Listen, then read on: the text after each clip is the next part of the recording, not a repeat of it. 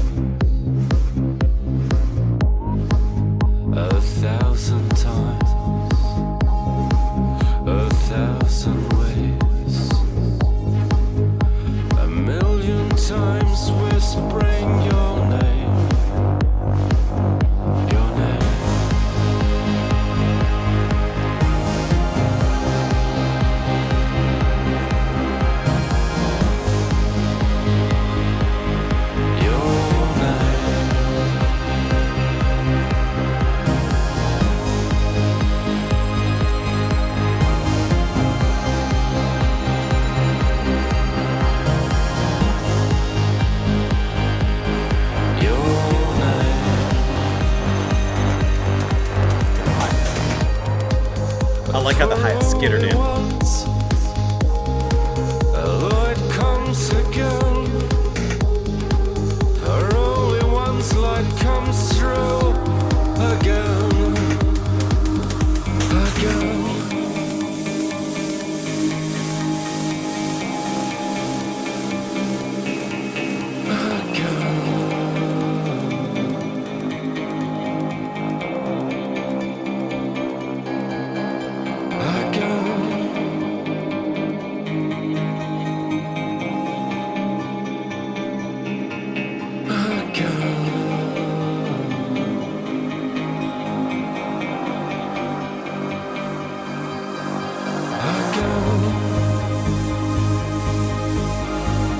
I like that there's a lot of space and moodiness in here, not just instrumentally, but also just with the vocals as well, which are kind of understated at the music.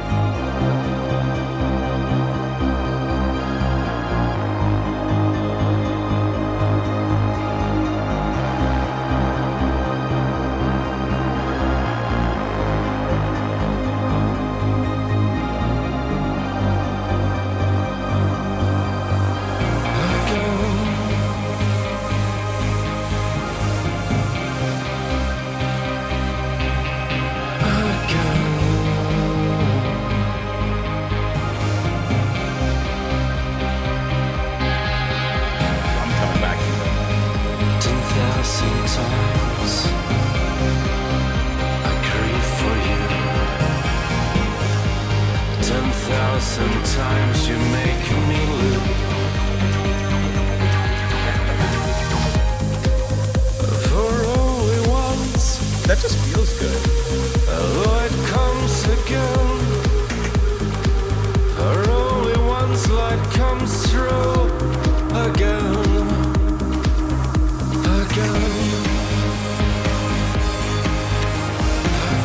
Like we got a drum breakdown basically.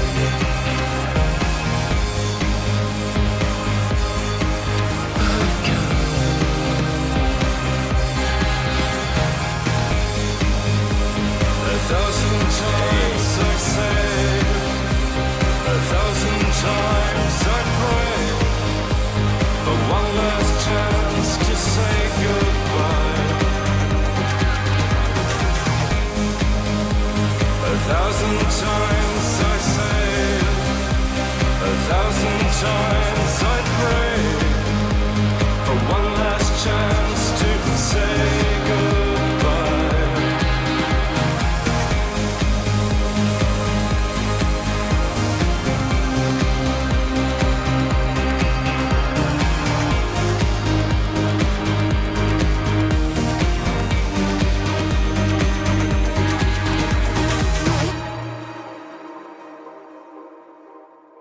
That's like the perfect piece of this kind of electronica. I love the vocals. I love how, you guys already know I like a deeper voice and something with a little mood to it. And the singing here, I think, really captures a really nice mood.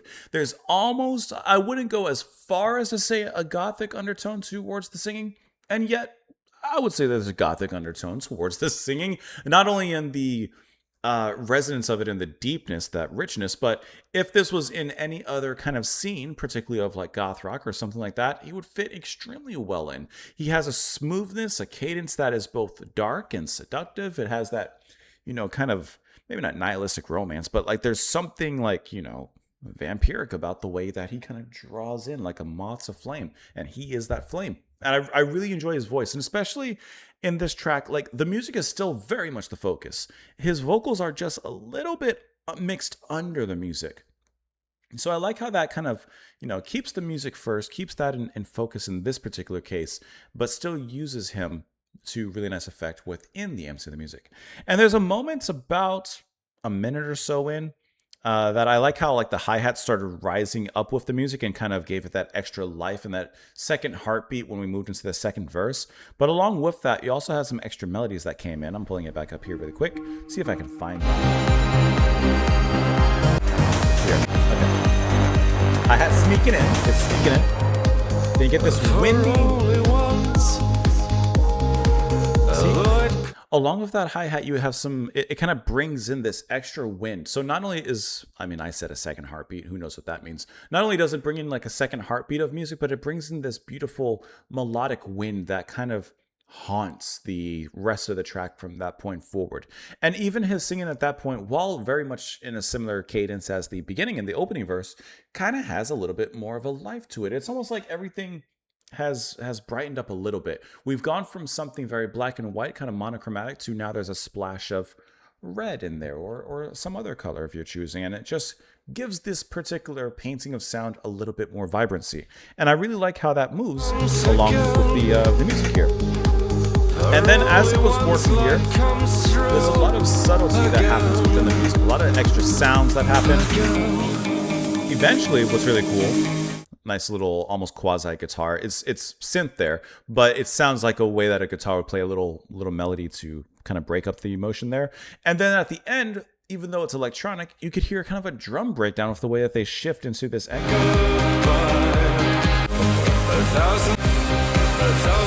All the crashing. Like if they were to take this track live, and I don't know, I don't know. Let's see if we could possibly find something. I would definitely feel that if they wanted to, they could very easily translate a lot of the music here into live acoustic instruments, and one of those being the drums. Especially the drums, I would say. Is this a live performance? Or is this... Okay, I found it. I found a live performance here. No drums that I see. Here you guys see. But they could.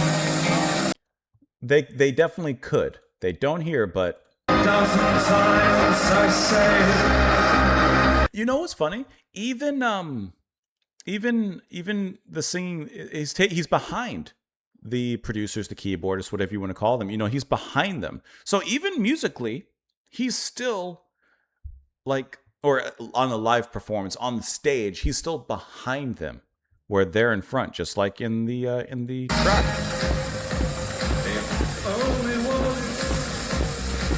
He kind of has a Bowie kind of look there, and I guess thinking about it, there's a portion of him that kind of sounds a little bit Bowie-esque. I can see where that's going. I can hear where we're coming from. I gotcha. 10,000 times, 10,000 ways to catch the beauty and the grace. 1,000 times, 1,000 ways, 1,000,000 times whispering your name. For only once light comes again, for only once light comes through again, again. 10,000 times I grieve for you, 10,000 times you make me lose. The beauty and the grace. I'm trying to put it all together in my mind. 1,000 times I say, 1,000 times I pray for one last chance to say goodbye. Then he repeats from there. I mean, the beauty is, I would assume, this other person, and the grace is perhaps the grace that they give to him, that they show him in some capacity when they give him this moment. For like he says at the very end, 1,000 times I say and pray, basically for one last chance to say goodbye. This would be the grace that they would give him, offering that chance. For it's only once that light comes again. So he's not losing this moment. He's not missing this opportunity. He's very, very much aware and present of this opportunity in the moment. And he really wants to try and make this moment the best and capture this moment, because it may not come again. For only once light comes again. And right now it's there. So he's trying to say it and be there in that particular moment. That's how I read it. How do you read it? Let me know what you thought down below in the comments. Hope that you enjoyed the music. Dustin, I appreciate the recommendation. I appreciate the request as well. Hope you guys enjoy the rest of your day. And I will see you all later. Thank you so much for being here. Bye, guys.